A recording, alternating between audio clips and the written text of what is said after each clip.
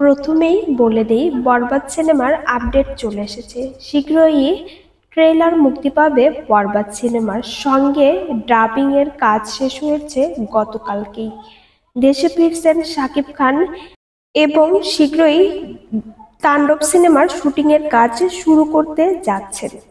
তুমি চাইলে আমি তোকে ভালোবেসে। অপু বিশ্বাস নিজেকে ফিট করেছেন সিনেমার জন্য। শীঘ্রই নতুন সিনেমার ঘোষণা আসবে। তবে শোনা যাচ্ছে খোয়া নামের একটি সিনেমাতে অভিনয় করতে যাচ্ছেন তিনি। এরই মাঝে শাকিব খান এর পেজের কমেন্ট বক্সে অপুজয় ফিল্ম প্রোডাকশন থেকে একটি কমেন্ট করেছেন 21শে ফেব্রুয়ারিতে।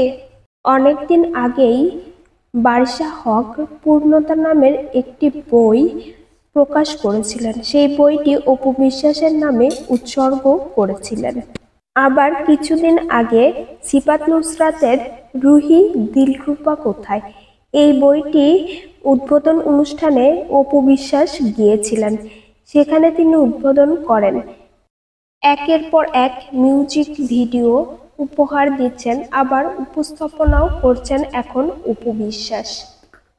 তুমি চাইলে আমি তোকে ভালোবেসে বহু দূরে কোথাও আনাবো।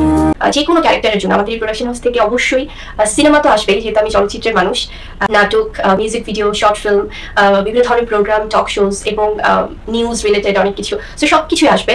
যারা বুবলির ফ্যান্স আছেন তারা অবশ্যই বিগ প্রোডাকশনকে সাপোর্ট করবেন।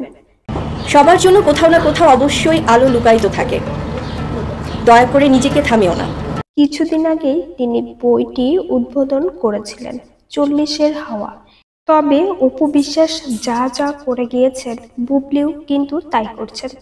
তবে একজনের কাছ থেকে আরেকজন শিখতেই পারেন, এটা দোষের কিছু নয়।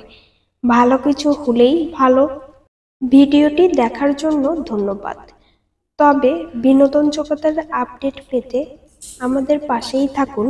ফেসবুক পেজটি ফলো দিয়ে এবং ইউটিউব চ্যানেলটি সাবস্ক্রাইব করে